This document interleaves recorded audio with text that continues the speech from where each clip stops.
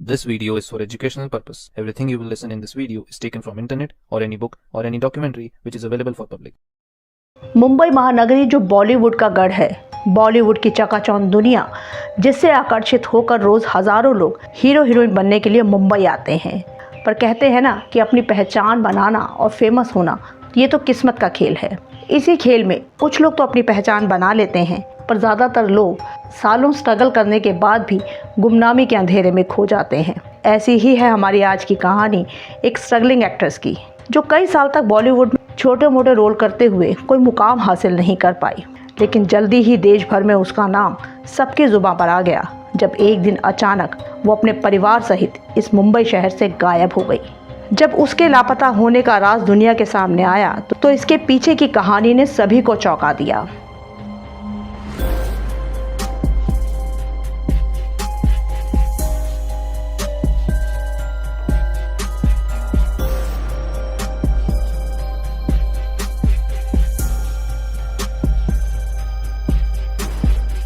आज की हमारी कहानी है महाराष्ट्र के मुंबई से। मुंबई बॉलीवुड की महानगरी जिसमें शामिल होने का सपना इंडिया में हर कोई देखता है। ऐसा ही सपना था लैला खान का। लैला खान उर्फ रेशमा पटेल का जन्म 1978 में मुंबई में हुआ था। उसके परिवार में मां सेलिना पटेल, बड़ी बहन हसबीना पटेल और दो जुड़वा भाई बहन ज़ारा और इमरान थे। ये एक अच्छा खासा अमीर परिवार था। कॉलेज के समय से ही लैला ने मॉडलिंग करनी शुरू कर दी। उसे बॉलीवुड में फिल्मों में काम करना था। वो कई साल तक बॉलीवुड में ट्राई करती रही, सैकड़ों ऑडिशन दिए, मॉडलिंग की, छोटी मोटी एड्स भी की, पर बड़ा काम नहीं मिला। लैला खान को अपना पहला ब्रेक 2002 में एक कन्नड़ फिल्म मेकअप में मिला। लैला खान ने वो और आसमा नाम की बी ग्रेड फिल्में भी की, कुछ वीडियो सॉन्ग्स भी किए, लेकिन इसके बाद भी उसके कैरियर की गाड़ी आगे नहीं बढ़ी। पहली फिल्म के 6 साल बाद 2008 में लैला खान को फाइनली एक बड़ी बॉलीवुड फिल्म मिली जिसका नाम था वफा अ डेडली लव स्टोरी। इस फिल्म में लैला अपने ज़माने के सुपरस्टार रहे राजेश खन्ना के साथ मेन लीड रोल में थी। ये एक बोल्ड कंटेंट वाली मूवी थी जिसका डायरेक्शन राखी सावंत के भाई राकेश सावंत ने किया था। लैला को लगा कि अब उसके फिल्मी कैरियर को उड़ान मिलेगी, पर अनफॉर्चुनेटली ये फिल्म एक डिजास्टर साबित हुई। उनके रोल को लेकर कुछ कंट्रोवर्सीज भी हुई। इस फिल्म से लैला खान को एक बोल्ड एक्ट्रेस के रूप में पहचान तो मिली, पर यह काफ़ी नहीं था। लैला को इसके बाद कोई ख़ास काम नहीं मिला। लैला के पास काम नहीं था, पर ऐशो आराम की कोई कमी नहीं थी, और इस सब ऐशो आराम के पीछे थी लैला खान की माँ सेलिना पटेल, जिसकी खुद की लाइफ हमेशा ही कंट्रोवर्सी से भरी हुई थी। सेलिना पटेल मूल रूप से पाकिस्तान से थी। सालों पहले वो भारत आकर बस गई थी। उन्होंने 3 शादियाँ की थी। उनकी पहली शादी नादिर शाह पटेल से हुई थी। वो एक कपड़ा व्यापारी थे। शादी के बाद सेलिना ने भी लोखंडवाला में एक कपड़ों का शोरूम खोला जो काफ़ी अच्छा चलता था। सेलिना और नादिर शाह के 4 बच्चे हुए। बड़ी बेटी अजमीना, लैला खान और उसके बाद 2 जुड़वा बच्चे सारा और इमरान। सेलिना के नाम काफ़ी प्रॉपर्टी भी थी। सेलिना पटेल का ओशिवारा की सनशाइन सोसाइटी में और मीरा रोड पर एक लग्जरी फ्लैट था जिनकी कीमत करोड़ों में थी। फ्लैट के अलावा सेलिना के पास काफ़ी बैंक बैलेंस, जेवरात और लग्जरी गाड़ियां भी थी। इसके साथ ही मुंबई से दूर इगतपुरी इलाके में इनका एक आलीशान फार्म हाउस भी था, जहां ये लोग अक्सर छुट्टियां मनाने जाया करते थे। लैला खान की मां सेलिना कुछ अलग ही मिजाज की औरत थी। अच्छी लग्जरी लाइफ जीना उन्हें पसंद था। साथ ही पार्टीज़ करना, नए नए लोगों से मिलना, नए दोस्त बनाना भी उसे पसंद था। शादी के 10-12 साल बाद ही सेलिना की मुलाकात आसिफ शेख नाम के शख्स से हुई। शुरुआत में सेलिना ने आसिफ को अपना कज़न कहकर नादिर से मिलवाया, पर असल में दोनों के बीच अफेयर शुरू हो चुका था। जैसे ही ये राज खुला, सेलिना ने नादिर से तलाक लेने का फैसला कर दिया। नादिर शाह से तलाक लेने के बाद सेलिना अपने बच्चों को लेकर अलग हो गई और उसने आसिफ शेख से शादी कर ली। पर तलाक के बाद भी लैला खान और बाकी बच्चे अपने पिता से टच में रहते थे। दूसरी शादी के कुछ सालों बाद ही सेलिना और आसिफ का रिश्ता भी बिगड़ने लगा।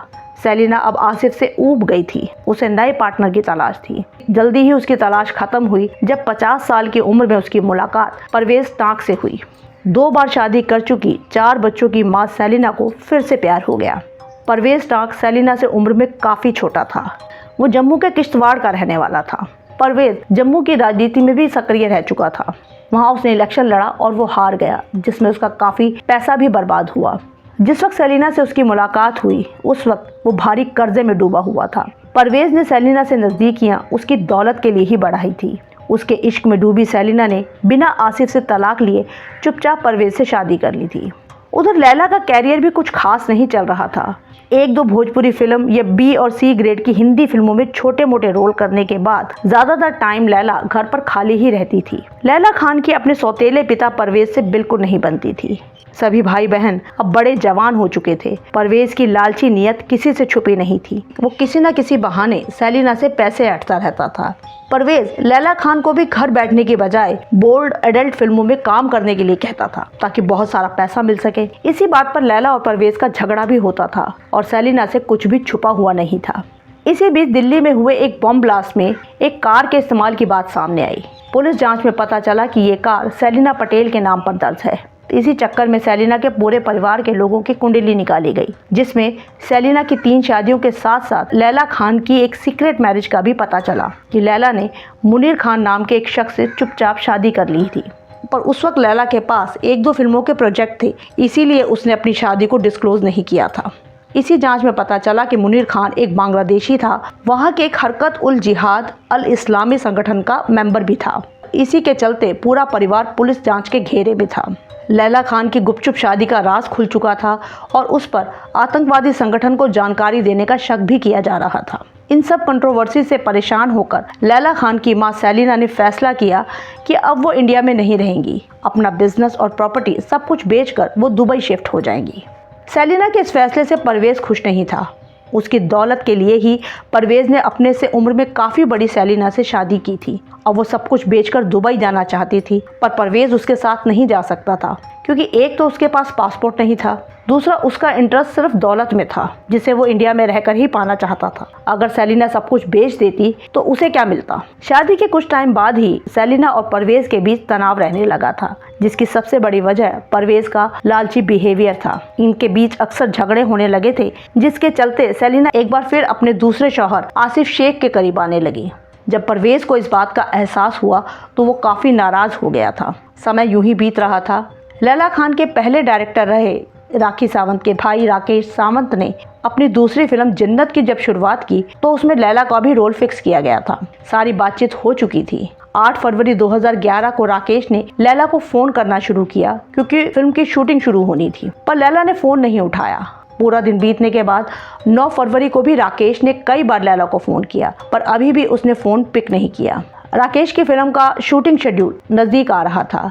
डेट्स लैला को पता थी। 10 फरवरी के बाद तो लैला का फ़ोन स्विच ऑफ आने लगा। राकेश ने उसके घर में जाकर पूछा तो पता चला कि पूरी फैमिली ही कुछ दिनों से कहीं बाहर गई है। उनकी गाड़ियां भी सोसाइटी से गायब थी, जिसमें एक थी व्हाइट स्कॉर्पियो और दूसरी थी मित्सुबिशी की आउटलैंडर। अब राकेश को चिंता सताने लगी। उसने लैला के पिता नादिर शाह से पूछताछ की। उनकी भी कई दिनों से लैला से बात नहीं हुई थी। पड़ोसी, रिश्तेदारों, दोस्तों, किसी को भी कुछ पता नहीं था। हैरानी थी कि पूरी फैमिली अचानक कहाँ गायब हो गई है, जिसमें सेलिना पटेल, बड़ी बेटी अजमीना, लैला खान, सारा और इमरान के साथ परवेज डाक, जिसमें सेलिना की भांजी रेशमा भी शामिल थी। ये कुल 7 लोग एक साथ ही गायब थे। तब परेशान होकर नादिर शाह ने उनकी मिसिंग की रिपोर्ट पुलिस स्टेशन में लिखवा दी। एक मिसिंग रिपोर्ट राकेश सावंत की तरफ से भी लिखवाई गई थी।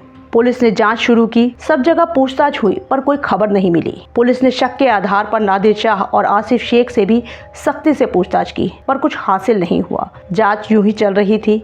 ये फैमिली दिल्ली बम ब्लास्ट के बाद वैसे ही जांच के घेरे में थी। पुलिस को ये लगा कि शायद जांच से बचने के लिए सभी लोग दुबई या कहीं और भाग गए हैं, क्योंकि पूरे परिवार का एक साथ गायब होने का और कोई कारण पुलिस को नजर नहीं आ रहा था। इसी बीच 1 महीने बाद मार्च 2011 को जम्मू पुलिस को लैला खान की व्हाइट स्कॉर्पियो बरामद होती है। रजिस्ट्रेशन नंबर के आधार पर मुंबई पुलिस से कांटेक्ट किया गया। मुंबई पुलिस कश्मीर पहुंचकर जांच करती है। कुछ ही दिनों बाद दूसरी गाड़ी भी लावारिस हालत में वहीं कश्मीर में मिल जाती है। गाड़ियां तो मिली पर फैमिली का अता पता नहीं था। अब तो पुलिस को यकीन हो चला था कि ये सब कश्मीर पहुंचे और वहीं गाड़ियों को छोड़कर गायब हो गए हैं। धीमी गति से पुलिस की जांच चलती रही, जिसका कोई नतीजा नहीं निकल रहा था। इनके गायब होने के 17 महीने बाद जून 2012 में पुलिस को पहली सफलता मिली, जब जम्मू पुलिस ने एक केस के सिलसिले में किसी शख्स को पकड़ा। ये शख्स कोई और नहीं बल्कि परवेज डाक था। इसके मिलने की खबर से मुंबई पुलिस फिर से एक्टिव हो गई। परवेज को हिरासत में लेकर मुंबई लाया गया। यहाँ उससे पूछताछ शुरू हुई। पहले तो वो पुलिस को कहता रहा कि लैला और बाकी फैमिली मेंबर जिंदा हैं और कहीं छिपे हुए हैं। वो बार बार बयान बदल रहा था। जब मुंबई पुलिस ने सख्ती दिखाई तो उसने एक चौंका देने वाला खुलासा किया कि 7 फरवरी 2011 को ही सबका मर्डर हो चुका है और सभी को दफन किया जा चुका है। जब पुलिस ने पूछा कि कहाँ, तो उसने बताया कि ये सभी लोग इगतपुरी के उनके फार्म हाउस पर हैं। पुलिस फौरन परवेज को लेकर उस फार्म हाउस के लिए निकल पड़ी। पुलिस के साथ फॉरेंसिक टीम और मजदूर भी थे। ये कुल 50 लोगों की टीम थी। पुलिस टीम के लीडर थे जॉइंट सीपी हिमांशु रॉय। सुबह सुबह पुलिस टीम मुंबई से 126 किलोमीटर दूर इगतपुरी में लैला खान के फार्म हाउस पर पहुंची। परवेज की निशानदेही पर फार्म हाउस में खुदाई शुरू हुई, पर घंटों की खुदाई के बाद भी वहां कुछ नहीं मिला। ऐसा 2-3 बार हुआ। परवेज बार बार जगह बदल रहा था, पर वहां खुदाई में कुछ भी नहीं मिला। सुबह से शाम हो गई, तब गुस्से में पुलिस वालों ने वहीं उसकी अच्छी खासी खातिरदारी कर दी। तब आखिरकार उसने बताया कि स्विमिंग पूल के पास एक गड्ढे में सभी लोग दफन हैं। अब आखिरी बार मजदूरों ने वहां खुदाई की, तब उस गड्ढे से एक एक करके 6 नरकंकाल बरामद हुए, पर बिना डीएनए टेस्ट के कुछ भी प्रूव करना मुश्किल था। इसीलिए सभी कंकालों को मुंबई लाकर नादिर शाह के ब्लड सैंपल लेकर इनका डीएनए टेस्ट कराया गया, जिससे साबित हो गया कि ये सभी लाशें सेलिना, लैला खान और उनके भाई बहन और कजिन रेशमा की ही थी। तब मुंबई समेत पूरे देश में इस हत्याकांड की खबर सुर्खियों में थी और लैला खान का नाम सबकी जुबान पर था। लेकिन इस पूरे परिवार के खात्मे की कहानी जो परवेज ने सुनाई वो कुछ इस तरह से थी कि परवेज जब मुंबई आया था तब वो बुरी तरह से कर्जे में डूबा हुआ था। सेलिना की दौलत प्रॉपर्टी की वजह से ही परवेज ने उससे नज़दीकियां बढ़ाई। सेलिना ने भी आसिफ से तलाक लिए बिना ही परवेज से चुपचाप शादी कर ली। कुछ टाइम तक तो सब ठीक चला, पर जल्दी ही परवेज का लालच अपना रंग दिखाने लगा। उसका बार बार पैसे मांगना, नई नई फरमाइशें करना घर के लोगों को खटकने लगा था। सेलिना के सिर से भी जब प्यार का बुखार उतरा तो परवेज और उसके रिश्ते में कड़वाहट बढ़ने लगी। सेलिना ने एक बार फिर अपने दूसरे पति आसिफ शेख से नज़दीकियां बढ़ानी शुरू कर दी। परवेज गुस्से से भरा हुआ था। लैला खान का कैरियर कुछ खास नहीं चल रहा था और दिल्ली बम ब्लास्ट के बाद तो पुलिस भी घर के चक्कर लगा रही थी। परेशान सेलिना ने अब सब कुछ बेचकर दुबई शिफ्ट होने का इरादा कर लिया। उसने मुंबई में अपनी पूरी प्रॉपर्टी की खरीद फरोख्त के लिए power of attorney Asif Shaikh के नाम कर दी, क्योंकि आसिफ एक सीधा साधा भरोसेमंद आदमी था, जबकि परवेज एक लालची इंसान था। जब परवेज को इस बात का पता चला तो वो गुस्से से तिलमिला उठा। उसे कुछ सूझ नहीं रहा था। इसी बीच 7 फरवरी 2011 को पूरे परिवार ने इगतपुरी के फार्म हाउस पर जाकर कुछ दिन छुट्टियां मनाने का फैसला किया। सेलिना पटेल, लैला खान और सभी भाई बहन के साथ भांजी रेशमा और परवेज भी साथ में गए। ये 7 लोग 2 गाड़ियों में वहां पहुंचे। शाम को एक पार्टी रखी गई। खूब नाच गाना, खाना पीना हुआ। पार्टी के बाद सभी लोग सोने चले गए। रात को ही परवेज और सेलिना में फिर से पावर ऑफ अटर्नी को लेकर झगड़ा शुरू हुआ। इस बार सेलिना ने परवेज को लालची, निकम्मा और भी कई तरीके से जलील करना शुरू कर दिया, जिसे परवेज बर्दाश्त नहीं कर पाया। उसने सेलिना पर हमला कर दिया। सेलिना बुरी तरह चीखती हुई कमरे से भागी, पर बाहर जाकर परवेज ने एक लोहे की रॉड से सेलिना के सर पर वार किया तो वो वहीं लड़खड़ाकर गिर पड़ी। शोर सुनकर सभी बच्चे और फार्म हाउस का चौकीदार वहां आ पहुंचे। ये चौकीदार दरअसल परवेज का ही दोस्त था, जिसे कुछ महीनों पहले परवेज ने ही फार्म हाउस की देखभाल के लिए रखवाया था। परवेज उससे अपनी सारी बातें शेयर करता था। जब बच्चों ने अपनी खून से लथपथ माँ को देखा तो उन्होंने परवेज को पकड़कर पीटना शुरू कर दिया। तब शाकिर उसकी मदद के लिए आया। उन दोनों ने मिलकर सभी बच्चों को काबू करना शुरू कर दिया। परवेज लगातार लोहे की रॉड से सब पर वार कर रहा था। आधे घंटे में ही वहां 6 लोगों की जान जा चुकी थी और अब लाशों को ठिकाने लगाने की बारी थी। फार्म हाउस में कुछ दिनों पहले ही शाकिर ने स्विमिंग पूल के पास एक पानी की टंकी लगवाने के लिए एक गड्ढा खुदवाया था। ये ज्यादा चौड़ा गड्ढा नहीं था, इसीलिए इन दोनों ने पहले 3 लाशें उसमें रखी और उन पर कमरों से उठाकर गद्दे और तकिए लाकर रखे। फिर उन गद्दों पर बाकी 3 लाशें डालकर मिट्टी भरकर लेवल कर दिया। सभी के मोबाइल फोन को स्विच ऑफ करके गड्ढे में फेंक दिया गया, पर लैला खान का फोन गलती से ऑन रह गया था। उसी गड्ढे में 2 दिनों तक लैला खान का फोन बजता रहा और बाद में बैटरी खत्म होने से वो बंद हो गया। इसके बाद इन दोनों ने घर में फैले खून के निशान साफ किए, पर कहीं कोई निशान रह ना जाए, इसी डर से इन्होंने पेट्रोल डालकर वहां आग भी लगा दी। अगले दिन सुबह परवेज ने 10-12 किलोमीटर दूर के इलाके से 2 ड्राइवर्स का इंतजाम किया। अब दोनों गाड़ियों में ड्राइवर के साथ परवेज और शाकिर अलग अलग निकले। ये अलग अलग रास्तों से होते हुए कश्मीर पहुंचे। वहां पहुंचकर इन्होंने गाड़ियां लावारिस छोड़ दी और दोनों अंडरग्राउंड हो गए। इनका इरादा बाद में नेपाल भाग जाने का था। पर पुलिस तो ये मानकर बैठी थी कि पूरी फैमिली दुबई भाग गई है। शायद इसीलिए उन्होंने जांच ज़्यादा सीरियसली नहीं की। अगर परवेज टाक पकड़ा नहीं जाता तो शायद ये राज ही रह जाता। तो इस तरह एक माँ के ज़िंदगी जीने के तरीके का खामियाजा पूरे परिवार ने भुगता। वो अच्छे बुरे की पहचान ही भूल गई थी। गलत इंसान को उसने अपनी ज़िंदगी में शामिल किया, जिसके लालच ने पूरे परिवार का ही खात्मा कर डाला। सेलिना की करोड़ों की दौलत और प्रॉपर्टी किसी के काम नहीं आई। उसका आलीशान फार्म हाउस भी वीरान पड़ा है। 2012 में अरेस्ट होने के बाद से ही परवेज पुलिस हिरासत में था। 6 लोगों के मर्डर का केस उस पर चला। 13 सालों बाद इसी महीने 9 मई 2024 को मुंबई की सेशन कोर्ट ने परवेज टाक को लैला खान और उसके परिवार के 5 सदस्यों की हत्या के जुर्म में दोषी करार दिया है, जिसके लिए उसे मौत की सजा सुनाई गई है।